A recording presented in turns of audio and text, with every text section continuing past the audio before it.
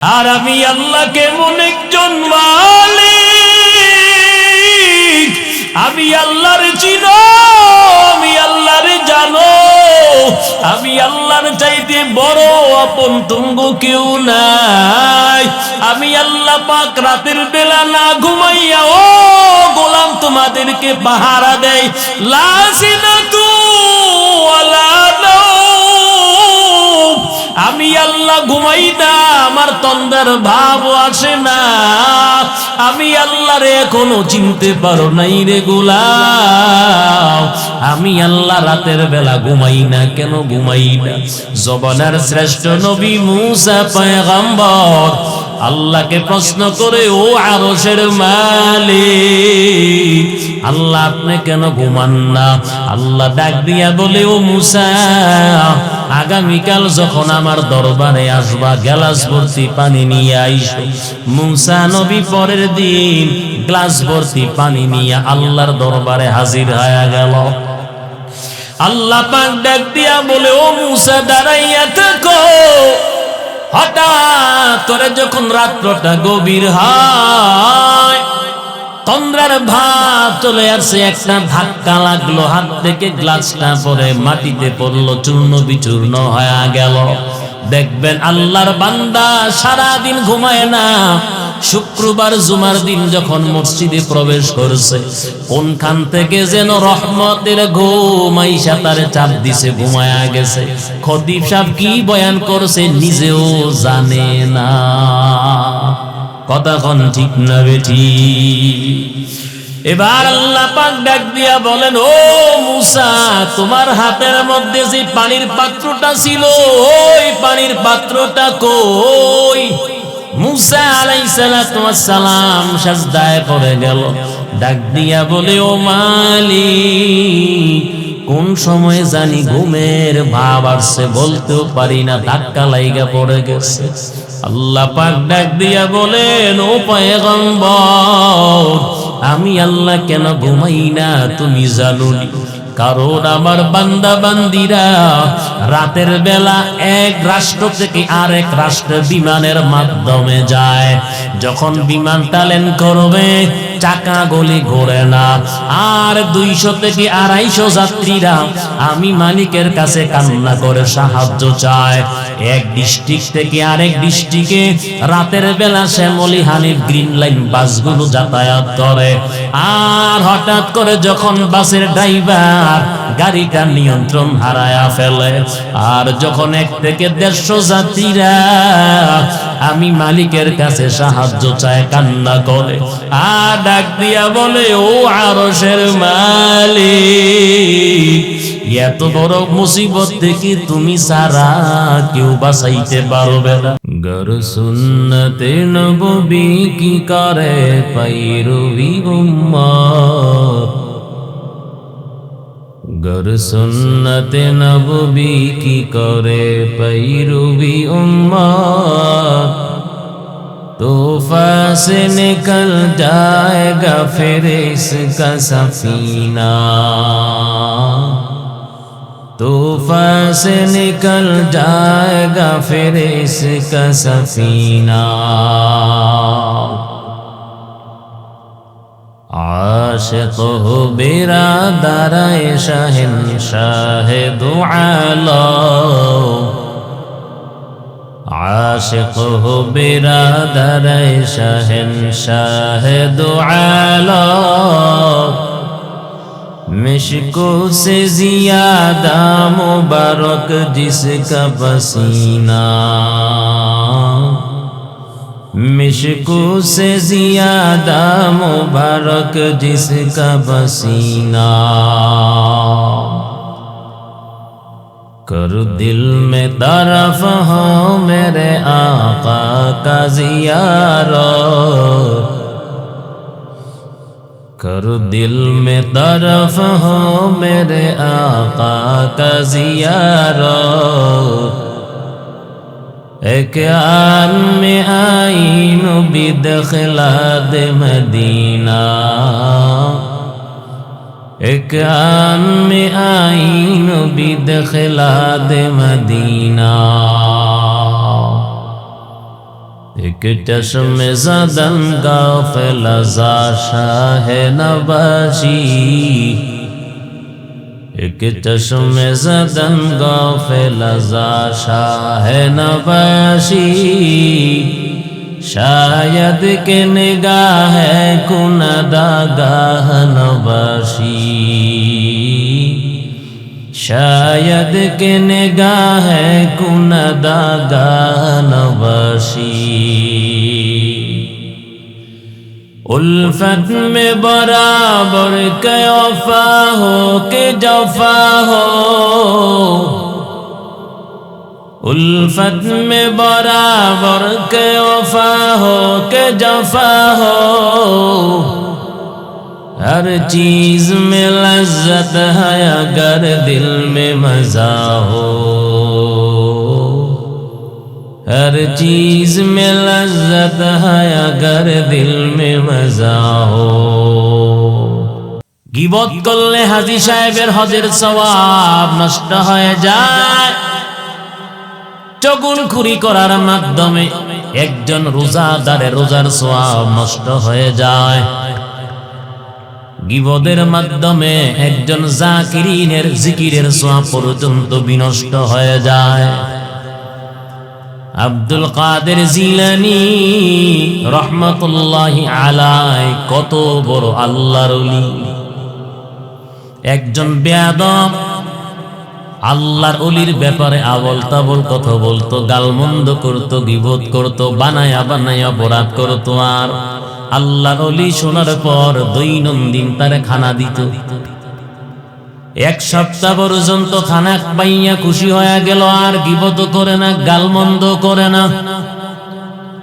আল্লাহর ওলি আব্দুল কাদের জিলানী রহমাতুল্লাহি আলাইহি খানা দেওয়া বন্ধ করে দিছে। দৌড়াইয়া আল্লাহর ওলির দরবারে গিয়া হাজির হয়ে গেল। ডাক দিয়া বলে, আল্লাহর ওলি, আমি আপনারে আগে বকা দিতাম, চগুলখুরি করতাম, আপনার দোষ বানায়া বলতাম, আপনি আমারে খানা দিতেন, আপনি আমারে খাবার দিতেন, আমি খুশি হইয়া আপনারে গালিও দেই না, বকাও দেই না, আর দোষও বানাইয়া মানুষের কাছে বলি না। কেন আপনি খানা দেওয়া বন্ধ করছেন? আব্দুল কাদের জিলানী রহমাতুল্লাহি আলাইহি ডাক দিয়া বলে, আল্লাহর বান্দা যুবক, এতদিন পর্যন্ত তুমি আমারে উপকার করছো, পরকালের উপকার। এই জন্য আমি দুনিয়ার সামান্য একটু উপকার তোমারে করছি। আল্লাহর বান্দা নওজোয়ান যুবক ডাক দিয়া বলে, ও আল্লাহর ওলি, কেমনে আমি আপনারে পরকালের উপকার করলাম? আব্দুল কাদের জিলানী বলেন, তুমি যে আমার বিরুদ্ধে দোষ নিয়ে সমালোচনা করছো, তোমার আমল নামার সওয়াব এতদিন আমার আমল নামায় আসতো, আর আমার আমল নামার গুনাহ তোমার আমল নামায় যাইতো। এমন উপকার, যেই উপকার বাবা পর্যন্ত হাসরের ময়দানে ছেলেরে করবে না। করবে? কথা কয় না। তুমি আমারে এমন উপকার করছো, যে উপকার একটা সন্তান তার বাবারে পর্যন্ত করবে না, মা তার মেয়েকে করবে না, আপন ভাই তার ভাইকে করবে না, নেক দিবে নাকি? কথা কয় না। কেউ কাউকে একটা নেক দিবে নাকি? ইয়াউমা ইয়াফিরুল মারউ মিন আখিহি ওয়া উম্মিহি ওয়া আবিহি ওয়া সাহিবাতিহি ওয়া বানিহি। এতদিন পর্যন্ত তুমি আমারে পরকালের উপকার করেছো, আর আমি তোমারে সামান্য দুনিয়ায় একটু উপকার করছি, বেশি কিছু করতে পারি নাই। যেহেতু তুমিও পরকালের উপকার করা বন্ধ করে দিয়েছো, আমিও দুনিয়ার উপকার করা বন্ধ করে দিছি। আমার বিরুদ্ধে দোষ বানাইয়া কইছো, চগুলখুরি কর্তা, গীবত কর্তা, তোমার আমল ধ্বংস, তোমার আমল বরবাদ। আসরের নামাজ পড়িয়া কাশতলের মধ্যে বইসা চা পান করেন আর গীবত করেন, আসরের নামাজের সওয়াব শেষ। কথা কয় না। মাগরিব নামাজ পড়লেন, বাড়িতে ভাল লাগে না, কারণ বাড়িতে আপনার গীবত শোনার মতন কেউ নেই, তাসতলে বইসা থাকে, মাগরিবের সওয়াব শেষ। কথা বুঝাইতে পারছি? এলাকার মুসলমান আল্লাহর গোলাম জিব্রাইল আলাইহিস সালাতু ওয়াস সালাম ডাক দিয়ে বলেন, পয়গম্বর, এই মহিলারা জমিনের মধ্যে দুইটা বড় বড় অপরাধ করছে, এই জন্য তাদেরকে শাস্তি দেওয়া হয়। কদরে রদ্দুতু দারি বড় কামাল, আনতা রাব্বি আনতা হাসবি জুল জালাল, তুহি কদর জলিলুল্লাহ জাদারো, বহর হালে তুহি মেরা নিগাদার। আমার আপনার মায়ার নবী, রহমতের নবী, সরওয়ারে দু আলম পয়গম্বরে আরবি জীবনে কাউকে লজ্জা দিতেন না। নবীর দরবারে একজন সাহাবী আইসা বলে, ইয়া রাসূলুল্লাহ, ইয়া হাবিবাল্লাহ, ও মায়ার নবী আমার, আমার জিনা করতে মনটা চায়, নবী আপনি আমারে জিনা করার অনুমতি দেন। ছেলে সন্তান যদি আব্বা আম্মার কাছে এমন অনুমতি চায়, জুতা ফিডা করবে। মুরিদ পীরের কাছে গিয়া কইল জুতা ফিডা করবে, কথা কোন ঠিক নি। ছাত্র শিক্ষকের কাছে গিয়া বললেও তো হুঁশ রাখবে না।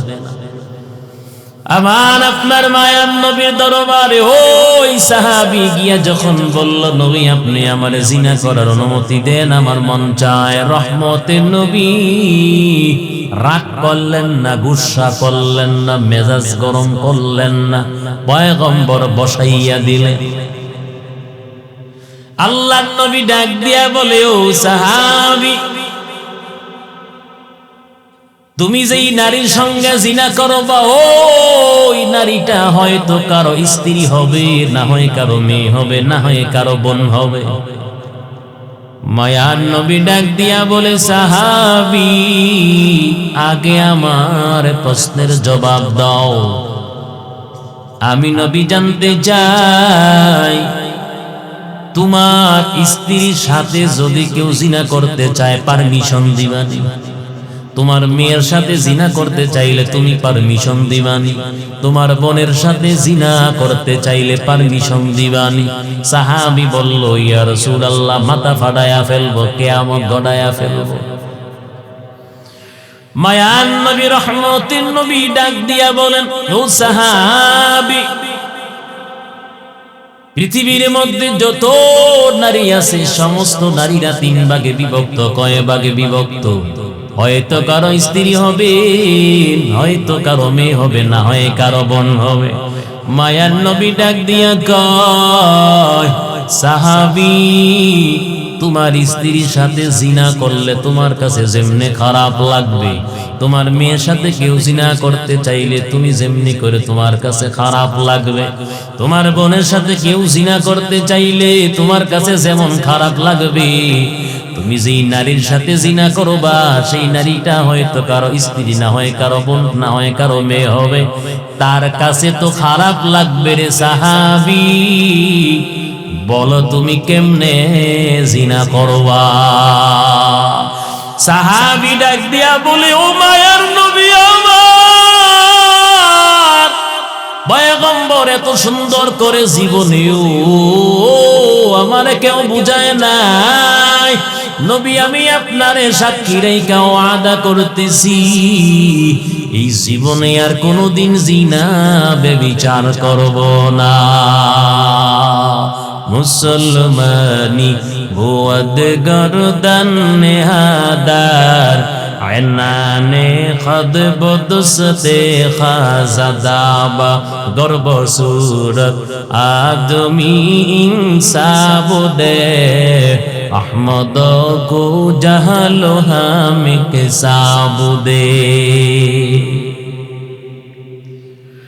আল্লাহ রাব্বুল আলামিন বলেন, ওয়াইলুল লিকুল, কপাল পোড়া হতভাগা দুর্ভাগা যারা মানুষের পিছনে এবং সামনে দোষ নিয়ে সমালোচনা করে, বন্ধুদের সামনে লজ্জা দেয়, চগলখড়ি করে।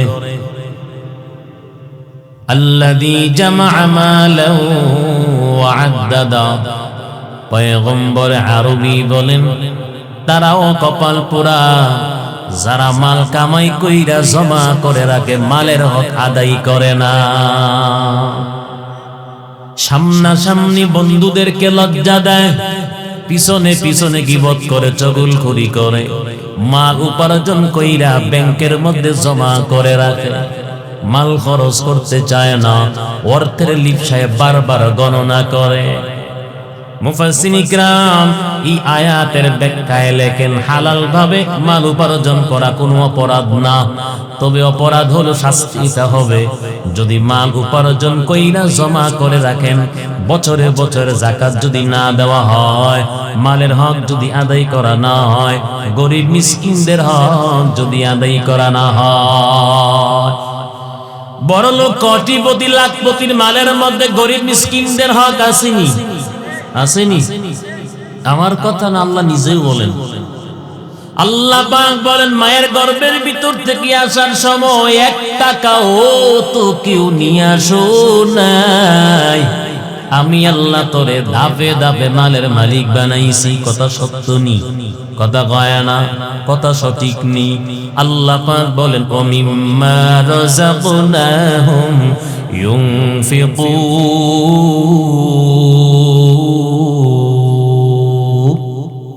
আল্লাহ পাক বলেন আমি আল্লাহর দেওয়া মাল আমি আল্লাহর রাস্তায় ব্যয় করো, আমি আল্লাহর রাস্তায় খরচ করো। কার দেওয়া মাল? কথা কয় না? কার দেওয়া মাল? আল্লাহ পাক বলেন মাল নিয়ে অহমিকা করা যাবে না, অহংকারী করা যাবে না, তাকাব্বুরি করা যাবে না, করলেই বিপদ। মাল নিয়ে অহংকারী করা, অহমিকা করা, মাস্তানি করা করলেই তো বিপদ।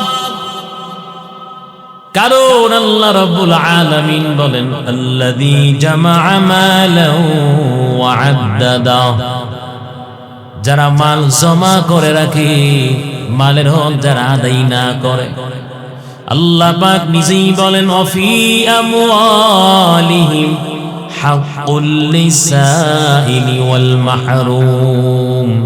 আল্লাহ পাক বলেন গরিব মিসকিনদের হক তোমার মালের মধ্যে আছে।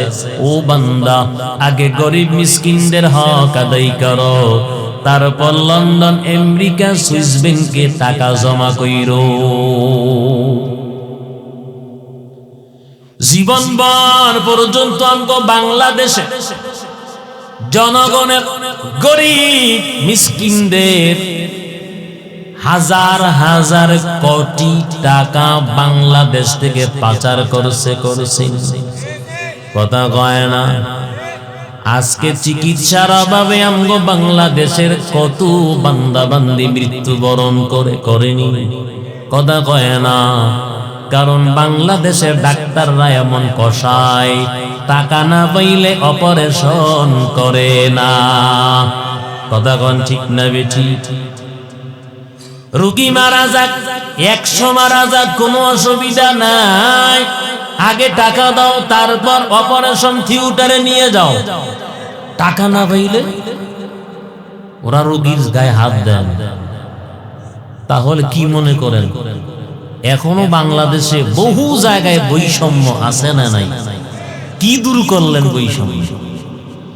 এই কসাইরা ওরা মানুষ হত্যা করে, ওরা মানুষ হত্যা করে, মানুষের জীবন নিয়ে ওরা হোলি খেলে। এই ডাক্তার নামে একদল কসাই জমিনে এখনো আছে, ওদের কি পিটাইয়া দিল্লি পাঠানো দরকার। কতক্ষণ ঠিক না বেটি? এলাকার মুসলমান আল্লাহর গোলাম, আল্লাহ পাক বলেন গরিব মিসকিনদের হক তোমার মালের মধ্যে আছে, আগে বান্দা বান্দি হক আদায় করো, তারপর মাল নিয়ে ভূমিকা কইরো, মাস্তানি দেখাইও। আল্লাহ পাক নিজেই বলেন মালের হক যারা আদায় করবে, দান সদকা যারা করবে, যাকাত দেবে, আল্লাহ পাক নিজ দায়িত্বে কোটিপতি কোটি টাকার ব্যবসা বাণিজ্য বিজনেস আল্লাহ হেফাজত করবে। লাখপতি ভাই যদি মাল হিসাব করে বছরে বছরে যাকাত দেয়, আল্লাহ পাক নিজ দায়িত্বে লাখপতি ভাইয়ের সব ব্যবসা প্রতিষ্ঠান হেফাজত করবে। ও নবীর উম্মতের দান, আল্লাহ রাব্বুল আলামিন বলেন ইয়াহসাবু আন্নামা লাহু আখলাদা, মানুষ মনে করে তাদের টাকা পয়সা, তাদের ক্ষমতা তাদেরকে জমিনের মধ্যে চির অমর করে রাখবে। আল্লাহ পাক নিজেই বলেন মালদাররা মনে করে, টাকাওয়ালারা মনে করে, ক্ষমতাওয়ালারা মনে করে তাদের টাকা পয়সা, অর্থ সম্পদ, ক্ষমতা জমিনের মধ্যে তাদেরকে চির অমর করে রাখবে। যেমনি ভাবে ফেরাউন মনে করেছিল তার বাদশাহী তার চির অমর করে রাখবে, নমরুদ মনে করেছিল তার ক্ষমতা তাকে চির অমর করে রাখবে, যেমনি ভাবে আবু জাহেল আবু লাহাব মনে করেছিল তার ক্ষমতা জমিনে তাদেরকে চির অমর করে রাখবে। কথা কোন ঠিক নেই? কারুন মনে করেছিল তার টাকা পয়সা, অর্থ সম্পদ তাকে জমিনের মধ্যে চির অমর করে রাখবে। আল্লাহ পাক বলেন কাল্লা লা ইউমবাদান্না ফিল হুতামা, কখনো না। আল্লাহ পাক বলেন অচিরেই তাদেরকে হুতামা নামক জাহান্নামের মধ্যে নিক্ষেপ করা হবে। ক্ষমতা চিরস্থায়ী নাকি অস্থায়ী বলেন? কথা কয় না। টাকা পয়সা অর্থ সম্পদ চিরস্থায়ী না অস্থায়ী? আজ আছে কাল নাই, কথা কোন ঠিক নেই? আল্লাহ পাক যদি চায় কোটিপতিরে বিকালেই ভিক্ষুকের ভাঙা খালটা তার হাতের মধ্যে ধরাইয়া দিতে মালিকের সময় লাগে না। লাগে নাকি? এই জন্য টাকা নিয়ে, সম্পদ নিয়ে, মাল নিয়ে আল্লাহ পাক নিজেই বলেন অহংকারী করবা না, অহমিকা করবা না। কারণ টাকা পয়সা অর্থ সম্পদ ক্ষমতা আজ আছে কাল নাই। এই জমিনের মধ্যে আল্লাহ পাক কাউকে কিয়ামত পর্যন্ত ক্ষমতা দিয়া রাখবেন না। কথা কোন ঠিক নেই? যারা ক্ষমতা পাইয়া দীর্ঘ 15টা বছর ক্ষমতার অপব্যবহার করেছে, বাড়ি চালান দিয়েও একজনও পাওয়া যায় না। কথা কোন ঠিক নেই? বাড়ি চালান দিয়ে একজন কেউ পাওয়া যাবে না। ও নবীর উম্মত, এই জন্য আমি মনে করি যারা রাজনীতি করেন দলের সাথে জড়িত, আল্লাহর কসম করে বলি, এক বান্দা আরেক বান্দাকে একটা গালি দেও বোকামি, 15 বছর পরেও কিন্তু প্রতিশোধ নেয়নি। কথা বলেন না কেন? এই জন্য ক্ষমতা পাইয়া ক্ষমতার অপব্যবহার করা যাবে না, কারো উপর জুলুম করা যাবে না।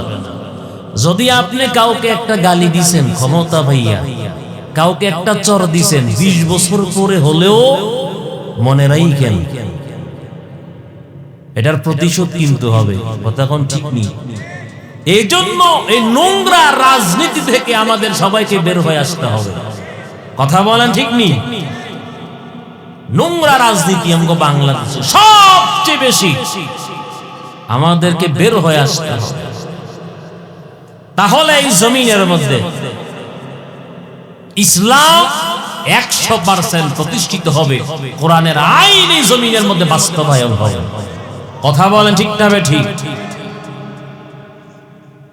এই দেশের মধ্যে এই মুহূর্তে যা অবস্থা, আইয়ামে জাহিলিয়া থেকেও এই বাংলাদেশে বর্তমানে আরো নিকৃষ্ট জঘন্যতম কাজ চলতেছে। কথা কোন ঠিক নেই? আল্লাহ যেন আমগো এই দেশের জন্য একজন ইসলামিক রাষ্ট্রনায়ক যেন আল্লাহ কবুল করে কোন আমিন।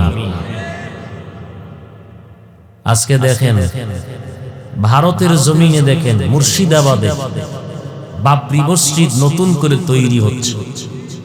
অবশ্যই তাদের দিলের মধ্যে ইখলাস ছিল, তাদের মধ্যে একতা আছে, এজন্য আল্লাহ তাদেরকে বিজয়ী দান করছে। কথা বলেন ঠিক না বেঠিক? আমাদের ভিতরে যদি ইখলাস থাকে, অবশ্যই আল্লাহ আমাদেরকে একদিন বিজয়ী দান করবেন। কথা কোন ঠিক না বেঠিক?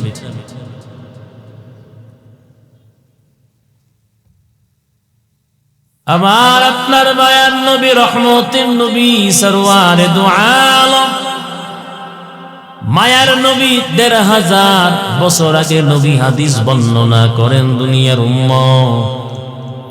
আল্লাহর নবী বলেন, এই জমিনের মধ্যে সবচাইতে বেশি দুইটা জিনিস দিয়া মানুষ গুনাহ করে। কয়টা জিনিস? কয়টা? মায়ার নবী, রহমতের নবী বলেন, মাইয়াজমাননি মা বাইনা লিহিয়াইহি ওয়া মা বাইনা রিজলাইহি আজমান লাহুল জান্নাহ।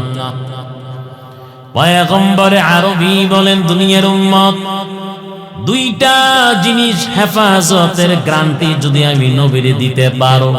মায়ার নবী ডাক দিয়া কয়, আমি নবী নিজেই তোমাদেরকে জামিনদার হইয়া জান্নাতে পৌঁছাইয়া দেব। দুইটা জিনিস হেফাজতের গ্যারান্টি দিতে হবে। মায়ার নবী কয়, আমি নবী নিজে জামিনদার হইয়া উম্মত তোরে জান্নাতে পৌঁছাইয়া দেব। রহমতের নবী বলেন, এক নাম্বার হলো জবান। নবীর একজন প্রিয় সাহাবী হযরত উকবা ইবনে আমির রাদিয়াল্লাহু তাআলা আনহু মায়ার নবীর দরবারে হাজির। নবীকে বলেন, মান নাজাতু ইয়া রাসূলুল্লাহ, ও পয়গম্বর। নবী বলেন, নাজাত কিসের মধ্যে আছে? নবী বলেন, নাজাত কিসের মধ্যে আছে? মায়ার নবী, রহমতের নবী, সরওয়ারে দু আলম বলেন, ক্বালা আমলিক আলাইকা লিসানাক ওয়ালিয়াসআকা বাইতুক ওয়াবকি আলা খাতিয়াতিক। পয়গম্বর তিনটি কথা বললেন, এর মধ্যে প্রথম নাম্বার হলো, আল্লাহ নবী বলেন, ক্বালা আমলিক আলাইকা লিসানাকা, জবানকে হেফাজত করো, অবশ্যই তুমি নাজাতে যাইবা। জবানকে হেফাজত করার জন্য কে বলেছেন? মায়ার নবী বলেছেন, জবানকে কন্ট্রোল করো। কই আমগো জবান কি আছে? কথা কয় না, কন্ট্রোলে আসেনি বলে। জবান দিয়ে যা ইচ্ছা তাই তো বলতেছে। সবচেয়ে বেশি গুনাহ হয় এই জবান দিয়ে, অথচ এই জবানকে আল্লাহ পাক এত শক্তভাবে উপরে নিচে ৩২টা দাঁতের ব্যারিকেড দিয়ে আল্লাহ হেফাজত করছেন। কতক্ষণ ঠিক নেই, বাকি হেফাজত আল্লাহ কয়, ও বান্দা তোমরা করবা, জবান দিয়ে গুনাহ না কইরা আমি আল্লাহর জিকির করবা, আমারে স্মরণ করবা। মায়ার নবী বলেন, ওয়ালিয়াসআকা বাইতুক, এখানে সেখানে গুনার মজলিসে আড্ডা না দিয়া তুমি তোমার বাড়িতে থাকবা, কর্মস্থানে যাইবা, সময় নষ্ট করবা না। অবিকি আলা খাতিয়াতিক, পয়গম্বর আরবী বলেন, ৩ নাম্বার, পিছনে যত অপরাধ করেছো, যত গুনাহ করেছো, সব গুনার কথা স্মরণ করে মালিকের দরবারে কান্না করো। আজকে আমার আপনার চোখের পানি আসে না, গুনাহ করতে করতে হারাম খাইয়া কলিজাটা পর্যন্ত পাথর হয়ে গেছে। কথা কোন ঠিক নেই। এত অপরাধ করলাম, রাতে এবং দিনে অপরাধ কম নাই, ইয়ার পরও আমগো চোখে পানি নাই, অনুতপ্ত হয় না, মরণের ভয় হয় না। অথচ অল্প কিছুদিন হয়ে গেল নিজের হাতে বাবার লাশটা কবরে নামাইছে, এর কিছুদিন পর বড় ভাইয়ের লাশটা পর্যন্ত দাফন করল। এর পরে আল্লাহর বান্দা দিলের মধ্যে ভয় হয় না, মরণের ভয় হয় না, আল্লাহর আযাবের ভয় হয় না। আসেনি ও নবীর উম্মতের দল, অথচ আল্লাহর ভয়ে, জাহান্নামের ভয়ে পাথর পর্যন্ত কান্নায় বিভোর। আল্লাহর জাহান্নামের ভয়ে পাথর কান্না করে, যদিও মানুষ কাঁদে না। যেই মানুষকে আপনার আমার মালিক হাজার হাজার দামি দামি নিয়ামত দিল, আল্লাহ কয় যা চাইছো তা দিলাম, এমন হাজার হাজার নিয়ামত চাও নাই, তাও আমি আল্লাহ তোমাদেরকে দান করলাম। আল্লাহ রাব্বুল আলামিন জবানের শ্রেষ্ঠ নবী মুসা আলাইহিস সালাতু ওয়াস সালাম মালিকের সাথে কথা বলার জন্য সিনাই পর্বতে রওনা হয়। তুর পাহাড়ে যায় প্রতিদিন আল্লাহর সাথে কথা বলার জন্য। আর মুসা পয়গম্বর হঠাৎ করে উনার কানের মধ্যে আওয়াজ, মানুষের মতন গুনগুন করে কে যেন কান্না করে। জবানের শ্রেষ্ঠ নবী মুসা কালিমুল্লাহ ডানে এবং বামে তাকাইয়া দেখলো কোনো মানুষ দেখা যায় না। আর এমন জায়গার মধ্যে মানুষ আসতেই পারে না, ফেরেশতাও তো কান্নার কথা না। চলতেছেন, চলতে চলতে কোন জায়গা থেকে কোন স্থান থেকে আওয়াজ, মুসা পয়গম্বর গিয়া দেখে পাথর কান্না করে। ওই সিলেটের জমিন জাফলংয়ে যাননি, কথা কয় না, সিলেটে ঝর্ণা বেশি আছে। এত পানি কোন থেকে আহে আমরা মন্তব্য করি পাথর কান্না করে, না এত পানি কোন জায়গা থেকে আসে, কথা কোন ঠিক নেই। পাথর কান্না করে। জবানার শ্রেষ্ঠ নবী মুসা আলাইহিস সালাতু ওয়াস সালাম ডাক দিয়া কয়, পাথর কেন তুমি কান্না করো? পাথর ডাক দিয়া বলে, ও পয়গম্বর, আল্লাহ তো বলেছেন ওয়াকুদুহান নাস ওয়াল হিজারা, জাহান্নামের ইন্ধন হবে মানুষ এবং পাথর। জাহান্নামের লাকড়ি হবে মানুষ এবং পাথর। ওই জাহান্নামের ভয়ে আমি পাথর কান্না করি। জাবানার শ্রেষ্ঠ নবী মুসা আলাইহিস সালাতু ওয়াস সালাম চলে গেল। সান্ত্বনা দিয়া কয়, পাথর তুমি কান্না কইরো না, তোমার ব্যাপারে মালিক রে আমি জিজ্ঞাসা করব। আল্লাহ রাব্বুল আলামিন যখন মুসা পয়গম্বর পাথরের বিষয়টা জিজ্ঞাসা করলেন, আল্লাহ পাক ডাক দিয়া কয়, যাও নবী, পাথর কান্না যেহেতু করছে তারে আমি মাফ করে দিলাম। মুসা আলাইহিস সালাতু ওয়াস সালাম আবার চলতেছেন চলতেছেন, পাথরের কাছে চলে গেল, ডাক দিয়া কয়, ও পাথর, আল্লাহ পাক কান্নার কারণে তোমারে ক্ষমা করে দিছে, আর কান্না করতে হবে না, জাহান্নামের লাকড়ি তোমারে বানাইতো না। পাথর মালিকের শুকরিয়া আদায় করছে আর আরো বেশি কান্না আরম্ভ করছে। জবানার শ্রেষ্ঠ নবী মুসা ডাক দিয়া কয়, পাথর এখন তুমি আবার কেন কান্না করো? আল্লাহ তোরে ক্ষমা তো করে দিছে। পাথর ডাক দিয়া বলে, ও পয়গম্বর, এতদিন তো আমি কান্না করছি আল্লাহর জাহান্নামের ভয়ে, কান্নার বিনিময়ে আমার মালিক জাহান্নামের আযাব থেকে আমারে মাফ করে দিয়েছে, মুক্তি দিয়েছে। আমি পাথর জানতে পারলাম মালিকের কাছে কান্নার সবচাইতে বেশি দাম।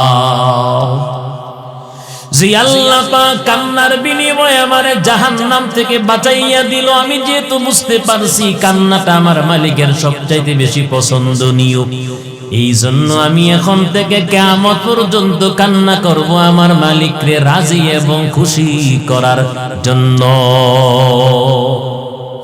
আল্লাহ পাক ডাক দিয়া বলেন, ও মায়ার নবী আমার, নবী আপনি জানেননি আমার বান্দাদের মাঝে কোন বান্দারা আমার কাছে সবচেয়ে বেশি প্রিয়?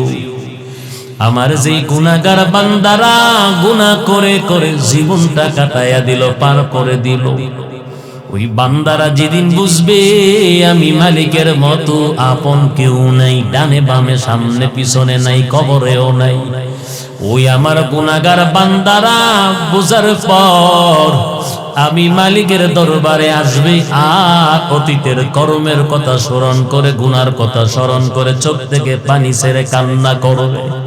ও মায়ার নবী আমার, আপনি আপনার গুনাহগার উম্মতদেরকে জানায়া দেন, তারা যতই গুনাহ করুক না কেন আমি আল্লাহ রহমত থেকে যেন নৈরাশ না হয়। আপনার উম্মত গুনাহ করতে করতে যদি সমুদ্রের ফেনা পরিমাণ গুনাহ করে, ও নবী আপনার উম্মত গুনাহ করতে করতে যদি বড় পাহাড় সমতুল্য যদি গুনাহ করে, আর যখন আমি আল্লাহকে ভয়ে, আমি জাহান্নামের ভয়ে যখন কান্না করবে, মায়ার নবী আমার, আমি আপনার নবী কথা দিলাম, আপনার গুনাহগার উম্মতের চোখের পানি গালে আসতে দেরি হয়, আমি আল্লাহ তাদের উহুদ পাহাড় পরিমাণ গুনাহ মাফ করতে দেরি করব না।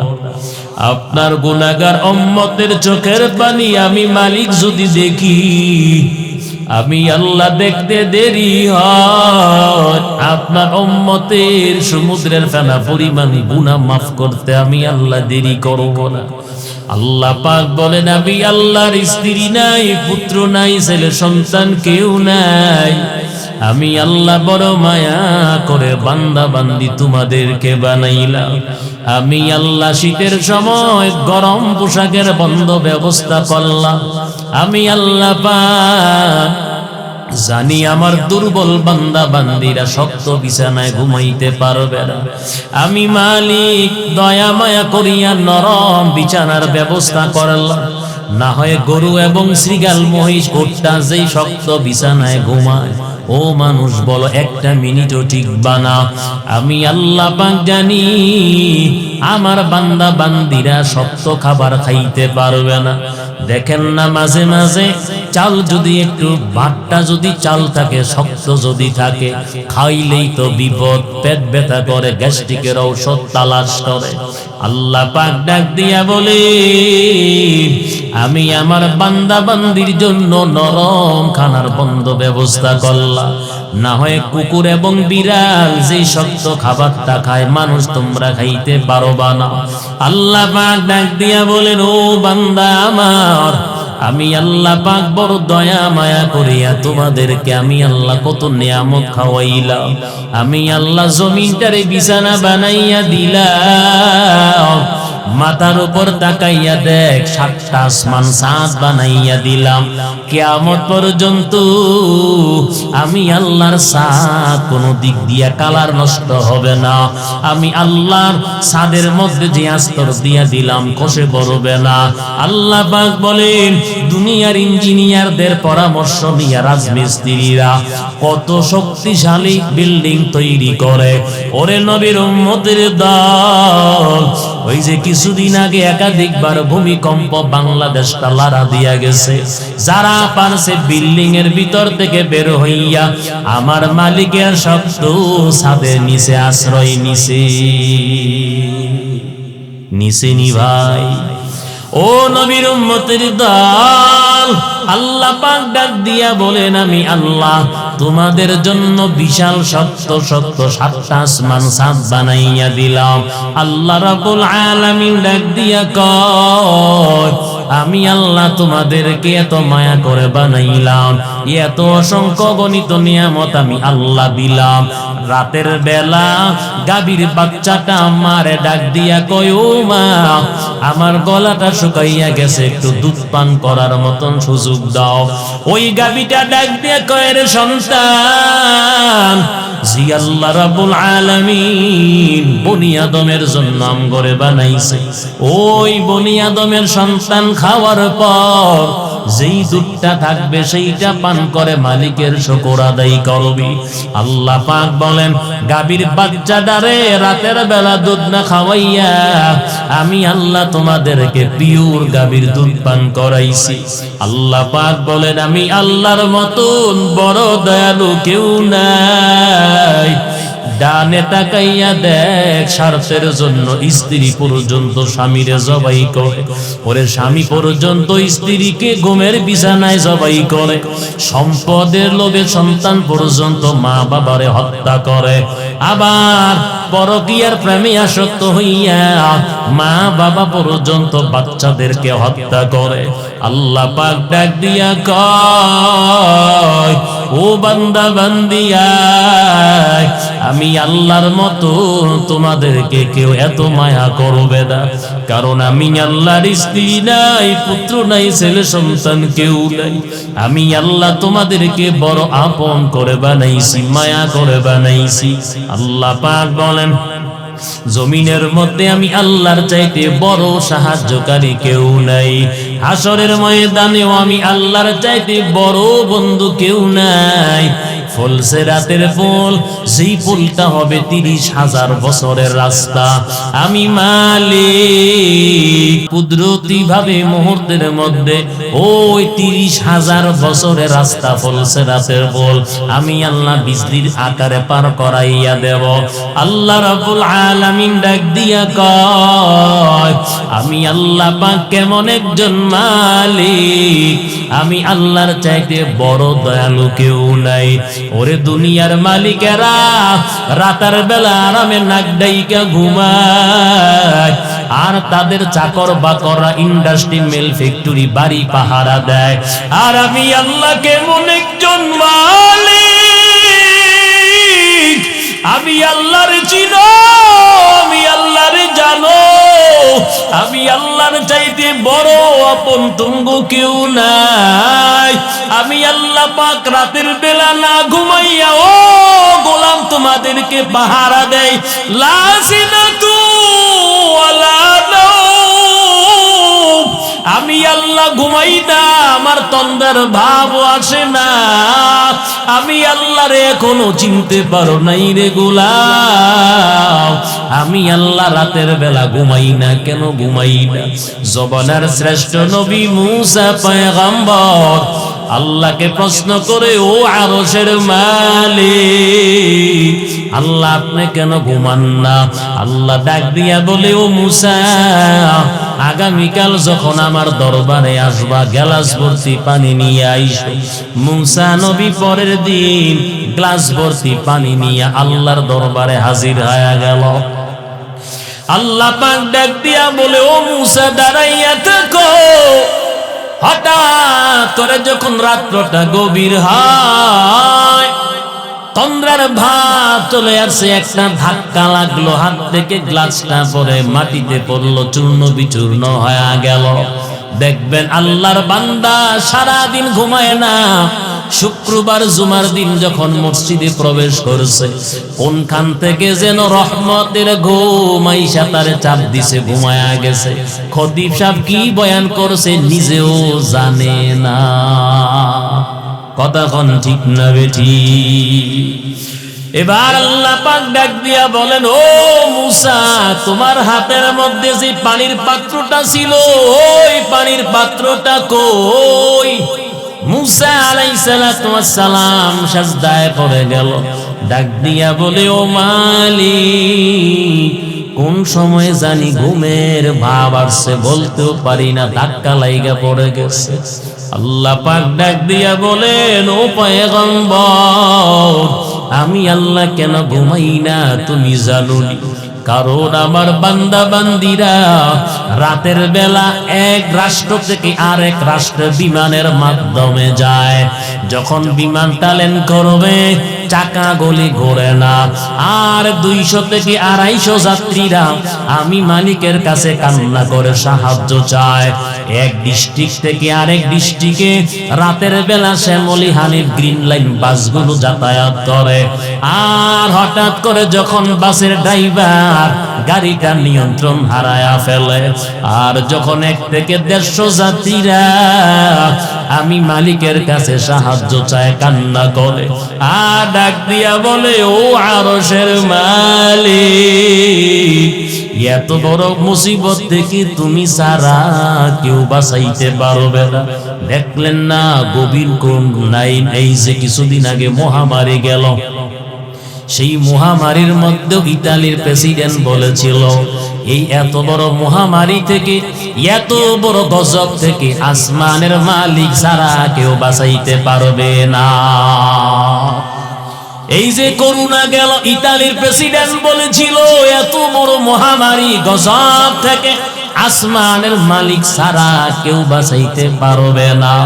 ও নবীর উম্মতের দল, আল্লাহ কয় মুসা যদি আমি ঘুমাইয়া থাকি বিমানটা ধ্বংস হয়ে যাবে, বাস খাদের মধ্যে পড়ে যাবে, ৬০-৭০ জন যাত্রী মারা যাবে।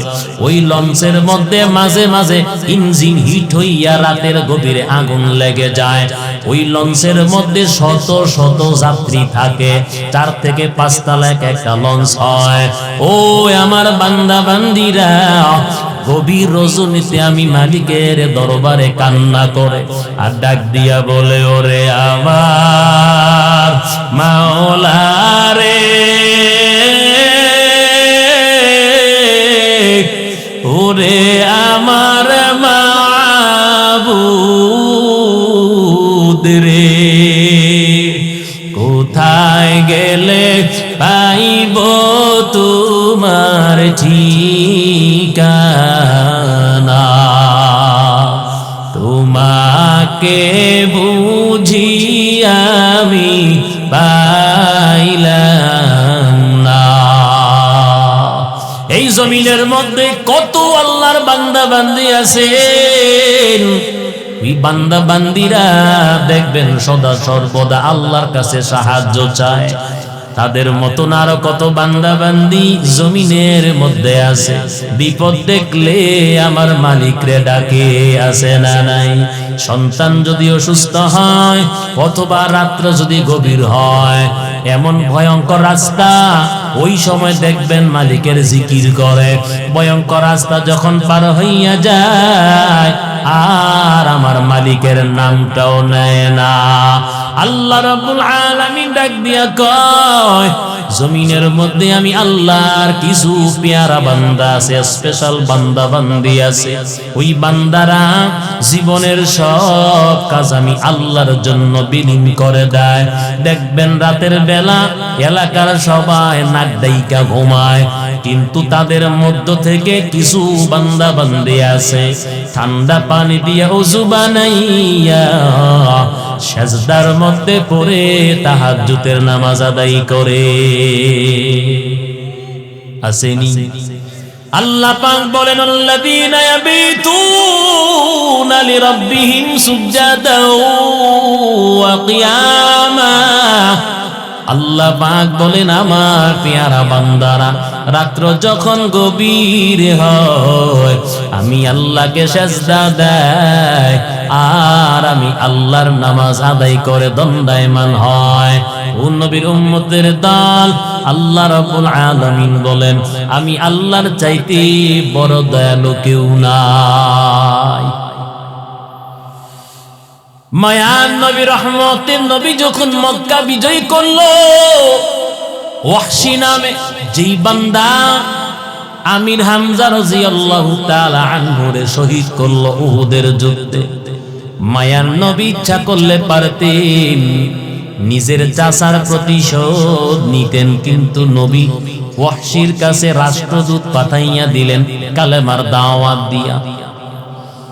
ওয়াহশীর কাছে গিয়া যখন রাষ্ট্রদূত হাজির হয়ে গেল আর যখন মায়ার নবীর দাওয়াত শুনাইয়া দিল, ওয়াহশী বললে, ওমান কাতালা আও জানি আও আশরাকা ইয়ালকু আতামা ইউযাআফ লাহুল আযাব আনা ফাআলতু কুল্লি। আমি সব করছি, জিনা করছি, শিরিক করছি, মানুষ হত্যা করছি, কারণ তোমাদের কোরআনে আছে, কোরআনের মধ্যে আছে যারা এই জাতীয় অপরাধ করবে, ওমাইয়া ফাআল যালিকা ইয়ালকা আসামা ইউদাআফ লাহুল আযাব, এই জাতীয় অপরাধ যারা করবে তাদেরকে ডাবল শাস্তি দেওয়া হবে। কেমনে আমি ইসলাম গ্রহণ করব? অন্য কোন পন্থা থাকলে আমার কাছে নিয়ে আসো। ওয়াহশী আবার মায়া নবীর দরবারে হাজির হয়ে গেল। আর নবীর কাছে গিয়া কয় পয়গম্বর অন্য কোন পদ্ধতি থাকলে নবী ওহশী বলছে জানায়া দিতেন। আল্লাহ রাব্বুল আলামিন কোরআনের একটা আয়াত নাজিল করলেন, ইল্লা মান তাবা ওয়া আমানা ওয়া আমিলা আমালান সলিহা ফাউলাইকা ইউবাদদিলুল্লাহু সাইয়্যাতিহিম হাসানাত ওয়া কানা আল্লাহু গফুরুর রহিমা। ওয়াহশীর নিকট রাষ্ট্রদূত চলে গেল, এই আয়াত শুনাইয়া যখন দাওয়াত দেয়, ওয়াহশী বলতে আছে ইহা তো আমার জন্য আরো কঠিন। আমি যদি ঈমান আনয়ন করার পর আমলে সলে যদি করতে না পারি, আমার কি উপায়? যাও যাও, অন্য কোন পদ্ধতি থাকলে নিয়ে আসো। রাষ্ট্রদূত আবার মায়ার নবীর দরবারে চলে গেল, ও পয়গম্বর, ওয়াহশী বলছে অন্য কোন পদ্ধতি থাকলে আপনি নবী জানায়া দিতেন। আল্লাহ পাক সূরা নিসার আরেকটা আয়াত নাযিল করলেন, ইন্নাল্লাহা লা ইয়াগফিরু আন ইউশরাকা বিহি ওয়া ইয়াগফিরু মা দুনা যালিকা লিমান ইয়াশা। আল্লাহ রাব্বুল আলামিন একটা নাজিল করলেন, রাষ্ট্রদূত চলে গেল, এই আয়াতটা শোনাইয়া দিল। ওয়াহশী বলতে আছে এখনো আমার পরিপূর্ণভাবে এখনো আমি পরিষ্কার হতে পারলাম না, কারণ আল্লাহ পাক এই আয়াতের মধ্যে তার ক্ষমার সাথে মাগফিরাতের সাথে আল্লাহ পাক শর্ত লাগাইয়া দিয়েছেন, ইচ্ছা করলে ক্ষমা করতে পারে। যা অন্য কোনো পদ্ধতি থাকলে নিয়ে আসো। এবার আল্লাহ রাব্বুল আলামিন নবীর কাছে সূরা জুমার 53 নম্বর আয়াতটা নাযিল করলেন। আল্লাহ পাক জানায়া দিলেন, কুলিয়া ইবাদিয়াল্লাযীনা আসরাফু আলা আনফুসিহিম লা তাকনাতু মির রাহমাতিল্লাহ ইন্নাল্লাহা ইয়াগফিরুয যুনুবা জামিআ ইন্নাহু হুয়াল গফুরুর রহিম।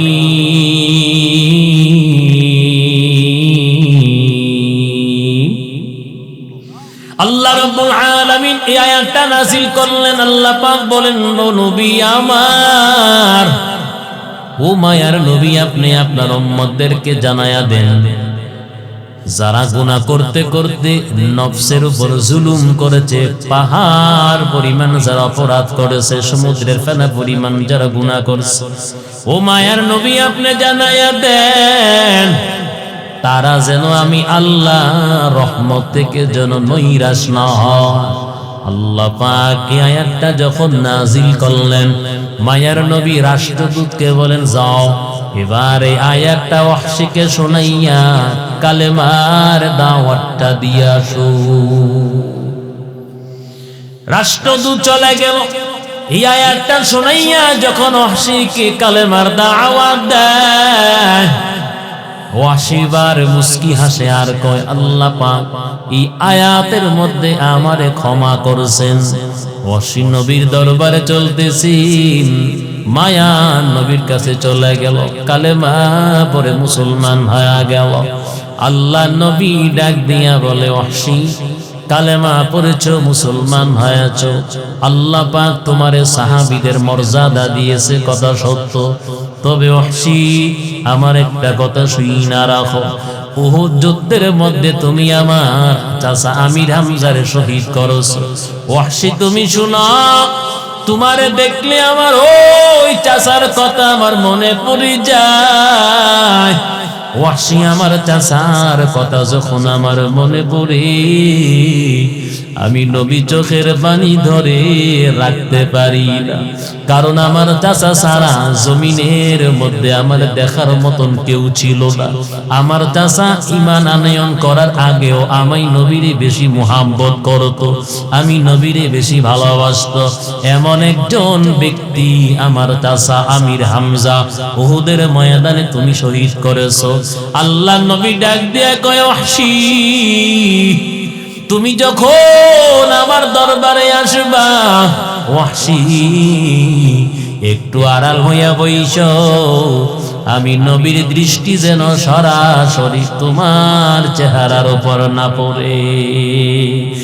কারণ আমি মায়ার নবী, কোন উম্মতের প্রতি আমার মনে কষ্ট থাকবে আর হাসরের কঠিন ময়দানে আমি নবীর ভয় হয় না জানি আল্লাহ পাক তারে জাহান্নামের আসামি বানাইয়া কাঠগড়ায় দাঁড় করায়া দে। অতএব জাহান্নামের আসামিদের কেউ পর্যন্ত মায়ার নবী কালেমার দাওয়াত দিয়া, মায়ার নবী সুন্দর ব্যবহার দিয়া ইসলামের প্রতি নিয়ে আসলে ও নবীর উম্মতের দল ক্ষমতা পাইয়া ক্ষমতার অপব্যবহার করা যাবে না, জবান দিয়া যাইতে তাই বলা যাবে না।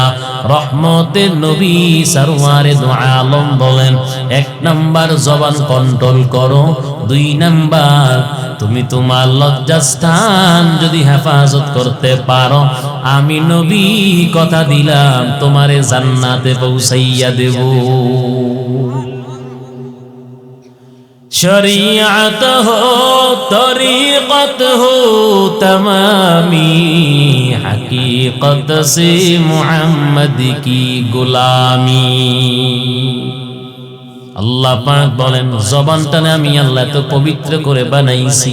ও বান্দা বান্দি, মায়ের গর্ভের ভিতরেও জবানটা নাপাক করি নাই, কারণ আমি আল্লাহ জানি আমার বান্দা বান্দি জমিনে আইসা জবানটা দিয়া সবার আগে আমি আল্লাহ বলে ডাক দিবি।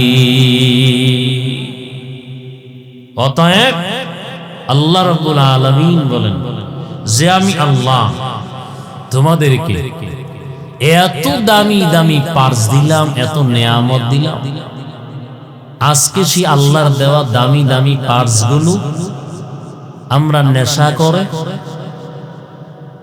মাদকের সাথে জড়িত হয়ে গাঞ্জা খাইয়া আল্লাহর দেওয়া এত দামি নিয়ামত এই পার্স গুলো যুবকরা কিশোররা অল্প সময়ের ভিতরে বিনষ্ট করতেছে। কথা কোন ঠিক না বেঠিক?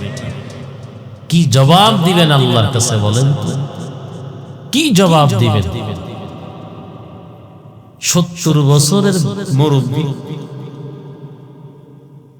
উনি যে পরিমাণ সবল এবং সুন্দরভাবে চলাফেরা করে, 18 বছরের গাঞ্জাখু এ হাতা লইয়া তার লাড়ি লাগি, কথা কোন ঠিক নেই, বাঁকা হইয়া হাঁটি, মনে হয় কাটিয়ে ফিরে যাইবে, কথা কোন ঠিক নেই। এমন সুরত চেহারার অবস্থা, মনে হয় 80 বছরা বুড়ার চাইতেও সে আরো বেশি বুড়া, কথা কোন ঠিক নেই। এজন্য প্রত্যেকটা সন্তানের বাবা যারা আপনাদেরকে বলে যাই, আপনার ছেলের প্রতি অবশ্যই খেয়াল রাখবেন। ছেলেটা কোথায় গেল, দরজা সিটকারি লাগাইয়া ভিতরে কি করে? সে কি লেখাপড়া করে, না মোবাইল টিপে, না গাঞ্জা খায়, না বাবা খায়? অবশ্যই খেয়াল রাখার দরকার আছে না নাই? আছে না নাই? অবশ্যই আছে। মেয়েটার প্রতি অবশ্যই খেয়াল রাখবেন, যেহেতু আমরা আখিরি জামানায় চলে আসছি, ফিতনার যুগ। মেয়েটা কোথায় গেল, স্কুলে গেল না অন্য জায়গায় গেল, এটা বাবার দায়িত্ব, অবশ্যই খেয়াল রাখতে হবে।